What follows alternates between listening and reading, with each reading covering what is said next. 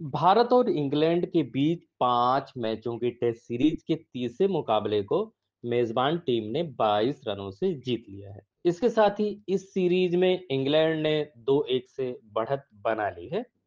तीसरे टेस्ट में जीत के लिए भारतीय क्रिकेट टीम को 193 रनों का टारगेट मिला था, जिसके जवाब में टीम इंडिया की पारी पांचवें दिन 170 रन पर सिमट गई।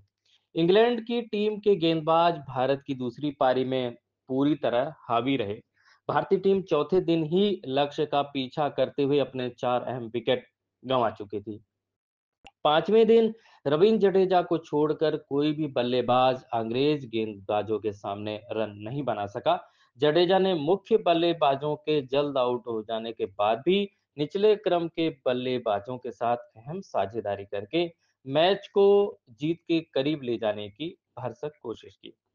जडेजा 181 गेंदों पर धैर्यपूर्वक 61 रन बनाकर नाबाद रहे, लेकिन दूसरे छोर पर पर्याप्त सपोर्ट नहीं मिल पाया। इसके बावजूद जसप्रीत बुमराह और मोहम्मद सिराज जैसे खिलाड़ियों ने पिच पर अहम योगदान दिया और कुछ देर टिके रहे।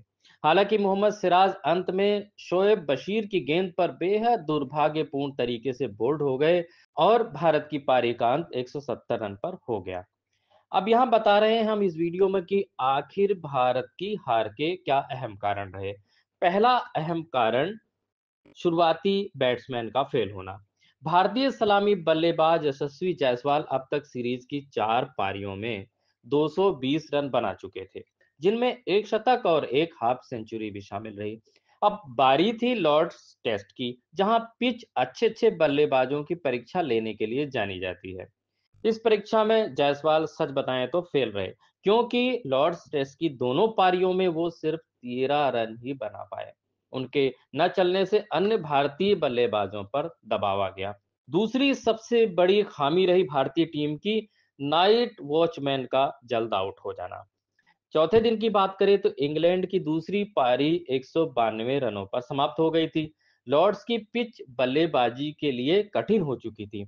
चौथे दिन स्टंप्स तक भारत के 4 विकेट गिर भी चुके थे। दरअसल 3 विकेट गिरने के बाद टीम इंडिया ने आकाशदीप को नाइट वॉचमैन के तौर पर बैटिंग करने भेजा था, जो दिन के आखिरी ओवर में क्लीन बोल्ड हो गए। नाइट वॉचमैन भेजना ही सबूत था कि टीम इंडिया डिफेंसिव मोड में आ गई है। चौथे दिन के अंत में ऋषभ पंत, नीतीश कुमार रेड्डी या वाशिंगटन सुंदर को भी बैटिंग के लिए भेजा जा सकता था। चौथे दिन इंग्लैंड के गेंदबाज मैच पर पूरी तरह हावी होने लगे थे। इस मूव पर काउंटर अटैक करने के लिए भारत को किसी बल्लेबाज को बैटिंग करने के लिए भेजना चाहिए था। अगर ऐसा होता और चौथे दिन हमारे विकेट न गिरते, जो 4 विकेट गिर गए थे, तो मैच की स्थिति पलट सकती थी, यानी भारत यह मैच जीत भी सकता था। अब बात करते हैं भारत की असल हार की वजह। दरअसल भारतीय टीम पूरी तरह दबाव में आ गई थी। उसमें हमारे कैप्टन यानी भारतीय टीम के कैप्टन शुभमन गिल भी शामिल थे। यह एक फैक्ट है, जिस टीम का कप्तान आत्मविश्वास से भरा हो, उस टीम के अन्य खिलाड़ी भी आत्मविश्वास से भरे नजर आने लगते हैं। अगर आप देखें मैच के दौरान तो टीम इंडिया के कैप्टन शुभमन गिल की बॉडी लैंग्वेज मैदान में काफी गिरी हुई थी। लॉर्ड्स टेस्ट में कप्तान शुभमन गिल दबाव में साफ नजर आ रहे थे, जिन्होंने दोनों पारियों में मिलाकर सिर्फ 22 रन बनाए। दूसरी पारी में गिल ने 9 गेंदों का सामना किया, जिनमें वे आधे से ज्यादा गेंदों पर बीट हुए थे।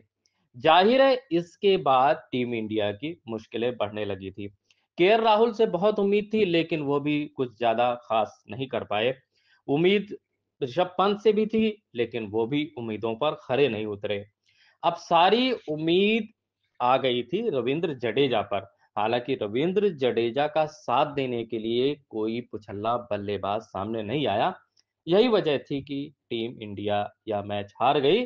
अब वह पिछड़ रही है 2-1 से।